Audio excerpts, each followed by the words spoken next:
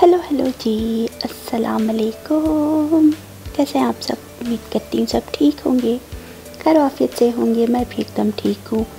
यहाँ पे शाम का टाइम हो रहा था, तकरीबन 4:15 का टाइम था और टेम्परेचर देखे -23 और फील्स लाइक -33 या 36 था।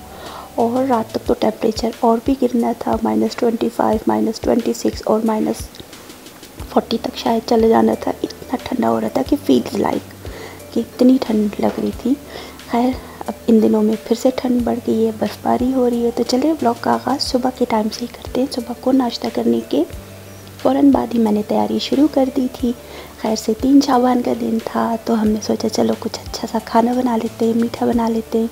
तो घर पे हम लोग अपनी छोटी सी खुशी मना लेंगे। तो उसके लिए सबसे पहले बना रही हूँ गजरेला।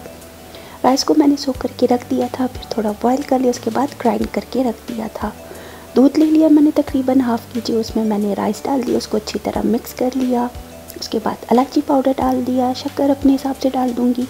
झटपट सा गजरेला है तो बना लूँगी। लेकिन ये था कि लास्ट टाइम मुझसे बहुत अच्छा गजरेला बना था, इस बार उतना ख़ास बना नहीं। शायद मैंने जो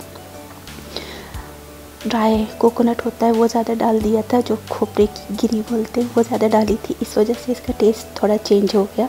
तो खैर यहाँ पे कैरेट भी मैंने श्रेड करके डाल दी है अच्छी तरह से। अब इसको मिक्स कर लूँगी, इसको बॉयल होने दूँगी। तो एकदम से ये धीमी आंच पे बॉयल होता रहेगा ताकि थिक हो जाए। थोड़ी इसमें सूजी भी मैंने शामिल की थी, लास्ट टाइम भी की थी, लेकिन ये था कि लास्ट टाइम मेरे ख्याल से मैंने थोड़ा सा कस्टर्ड पाउडर भी शामिल किया था, तो इस वजह से टेस्ट चेंज था। इस बार जो है बस टेस्ट थोड़ा सा कम था। तो बस अब यहाँ पे कटे हुए बादाम डाल दिए और साथ ही खोपरे की गिरी डाल दी थी। तो अब यहाँ पे एकदम अच्छे से तैयार हो चुका है। बाउल में निकालो और ऊपर से इसको थोड़ा गार्निश कर दिया। 2 बाउल तक तकरीबन बन गए थे, तो एक ही मैंने फ़िलहाल शो किया है। बस अब गार्निश करके इनको मैं रख दूँगी। जब ये थोड़े और ठंडे हो जाएंगे तो इनको फ्रिज में कवर करके रख दूँगी ताकि शाम तक अच्छी तरह से ठंडा हो जाए। उसके बाद तैयारी करते हैं बीफ बिरयानी की। बीफ की बोटियाँ मैंने बॉईल कर ली थी इंस्टेंट पॉट में, पानी डाला, प्याज डाली, 1 अदद जिंजर गार्लिक पेस्ट शामिल किया, नमक और हल्दी, और इसको 50% या 70% तक कुक कर लिया था। तो आराम से ये गल भी गया था, उतना ज़्यादा गला नहीं था कि बिल्कुल ही श्रेड हो जाती बोटियाँ, लेकिन ये था कि अच्छा खासा गल गया था। अब बस पैन में मैंने ऑयल डाल दिया, बीफ की बोटियाँ निकाल के डाल दी और इनको फ्राई करना स्टार्ट कर दूँगी। टमाटर भी मैंने फ्रोज़न निकाल लिए थे, बड़े साइज़ के टमाटर थे तो उनको कट करने में मसला हो रहा था, तो 1-2 तो हो गए थे, एक एंड में मैंने कट किया था। बस अब जिंजर गार्लिक पेस्ट शामिल किया, उसको मैं कवर करके रख दूँगी ताकि अच्छी तरह से ऑयल में फ्राई होता रहे। क्योंकि यहाँ पे बीफ और मटन वगैरह से, चिकन से भी सब कहते हैं इससे थोड़ी थोड़ी स्मेल आती है, तो इस वजह से इनको बॉयल करके इस तरह से रखना ईजी रहता है कि थोड़ी स्मेल चली जाती है। अब बस मैंने बिरयानी मसाला शामिल कर दिया। 1 पैकेट फुल जो है पुलाव बिरयानी का मसाला था और ½ पैकेट जो है मैंने आम सी जो सिंपल बिरयानी मसाला है वो डाल दी। तो अब यहाँ पे टमाटर कट करके डाल रही हूँ। एक और जो बड़ा सा टमाटर बचा है वो भी कट करके बाद में डाल दूँगी।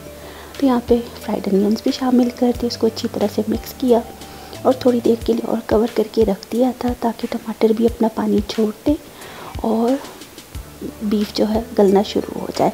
यहाँ पे एकदम अच्छे से ग्रेवी बन चुकी थी तो मैंने आलू भी कट करके शामिल कर दिए, उसको फिर से कवर करके रख दिया ताकि एकदम अच्छे से बिरयानी का मसाला रेडी हो। राइस भी मैंने तकरीबन 4 कप तक सोख करके रखे हुए थे। और यहाँ पे जो है बस टाइम भी देख लें, तकरीबन 2 बजने वाले हैं। दिन थोड़े लंबे हो गए खैर से, तो अब काम ईज़िली हो जाता है वक्त से पहले ही, तो ज़्यादा टाइम नहीं लगा। और यहाँ पे मुझे पता ही नहीं था और बेटे को भी नहीं पता था कि मैं इस तरह से थोड़ा स्पेशल खाना बना रही हूँ। उसने अपने रूम में ही जो बैठे बैठे पिज़्ज़ा ऑर्डर कर दिया था और जब नीचे आया तो पूछ रहा था कि आप क्या बना रही हैं। फिर जब उसने देखा कि बीफ बिरयानी वगैरह बन रही है तो कहता है ओहो, मैंने तो पिज़्ज़ा ऑर्डर कर दिया था, पिक करने जा रहा हूँ। मैंने कहा चलो खैर अच्छा है, एक और सरप्राइज़ मिल गया पिज़्ज़ा का भी, मज़ेदार सा पिज़्ज़ा जो है वो आ जाएगा तो हम वो भी खा लेंगे। तो यहाँ पे तेज़ हवा चल रही थी, बर्फ़ नहीं हो रही थी लेकिन बर्फ़ इधर से उधर उड़ रही थी और बहुत ही तेज़ हवा चल रही थी। सामने दिख भी रहा होगा हर तरफ सफ़ेद ही सफ़ेद है, धुआं भी उड़ रहा है कि घरों की जो हीटिंग सिस्टम है उनके साइड से जो धुआं वगैरह निकलता रहता है तो उससे भी हो रहा है और साथ ही स्नो भी उड़ रही थी, अच्छी खासी तेज़ हवा चल रही थी। तो खैर बेटा जा चुका था पिज़्ज़ा लेने के लिए और यहाँ पे मैं कुकिंग में लगी हुई थी, साथ ही बाहर का मंजर भी दिखा रही हूँ।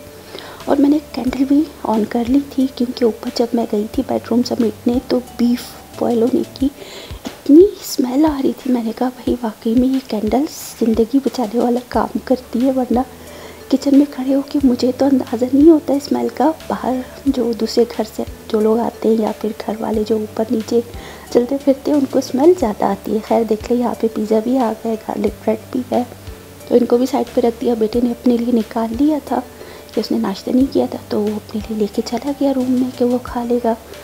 राइस भी यहाँ पे बस अब रख दिए बॉयल होने के लिए। राइस बॉयल हो जाएंगे, तकरीबन 70% तक कुक हो जाएंगे, तो मैं इसका पानी स्ट्रेन कर लूँगी। और साथ ही साइड पे बन रहा है बटर चिकन।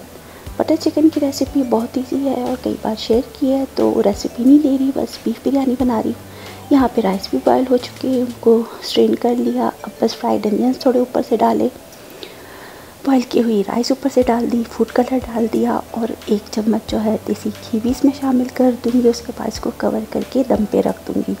तकरीबन पहले 15 मिनट तक मैंने थोड़ा तेज़ फ्लेम पे रखा था, फिर उसके बाद मीडियम फ्लेम किया और फिर 10 मिनट के बाद फिर से जो है बिल्कुल ही सिम पे कर दिया था। तो एकदम अच्छे से दम हो गया था 25 से 30 मिनट तक। यहाँ पे भी जब देख रही थी तो आसमान थोड़ा सा साफ़ हो गया था, बादल थोड़े हट गए थे, सूरज की रोशनी भी दिख रही है लेकिन फीकी धूप है। लेकिन हवा इतनी तेज़ चल रही थी और सामने जो दरख्त है उस घर के पीछे वो तो बिल्कुल ही दिख रहे थे, उन पे जो बर्फ़ जमी हुई थी वो भी जो ऐसे हिलती हुई दिख रही थी। लेकिन एकदम जमी हुई है तो बर्फ़ उतर नहीं रही, लेकिन हवा से जो है दरख्त बहुत तेज़ी से हिल रहे थे, तो अच्छा मंजर लग रहा था। खैर सनी डे हो तो फिर थोड़ा बहुत मूड और भी फ्रेश हो जाता है, वरना क्लाउडी वेदर जब होता है तो बिल्कुल ही डिप्रेस सा फील होता है। खैर अब एनर्जी और आ गई थी सनी डे देख के, तो खाना वाना तैयार करती हूँ, आराम से हो जाएगा। तो यहाँ पे देख ले अब बस बिरयानी को भी दम लग चुका है, ढक्कन हटाया, उसको मिक्स किया अच्छी तरह से, मिक्स एंड मिक्स कर लूँगी। फिर 2-3 रोटियाँ बना ली थी, ज़्यादा रोटियाँ बनानी नहीं थी क्योंकि हम 3 लोग ही हैं, तो आराम से हमारा खाना हो जाएगा। बस ये कि खाना थोड़ा ज़्यादा हो रहा है तो 1-2 दिन तक हमारा चल जाएगा, फिर मेरे लिए लेज़ी डे होगा, मुझे कुकिंग करने की ज़रूरत नहीं होगी। तो देख ले बटर चिकन भी तैयार है। क्रीम ले आई थी तो इस बार मैंने इसमें क्रीम भी ऐड किया है, तो हमारा खाना आराम से मज़ेदार सा रेडी हो चुका है। यहाँ पे मैंने सेट कर लिया था इवनिंग में क्योंकि हस्बैंड का रोज़ा भी था, तो मगरिब के टाइम तक सब कुछ सेट कर लिया, सलाद भी बना लिया है, तो हमारा ये खाना एकदम से डन हो गया। अब सब बताइएगा आप लोगों को मेरा ये छोटा सा व्लॉग कैसा लगा, मेरी रेसिपीज़ कैसे लगी, प्लीज़ फुल वॉच कीजिएगा। तो फ़िलहाल के लिए आप सब मुझे इजाज़त दीजिएगा और एंड में जो है चाँद का भी मंजर देख के जाइएगा, शाबान का चाँद आपको दिखेगा। तो फ़िलहाल के लिए इजाज़त, चलती हूँ, अगले व्लॉग में मिलेंगे। अल्लाह हाफ़िज़।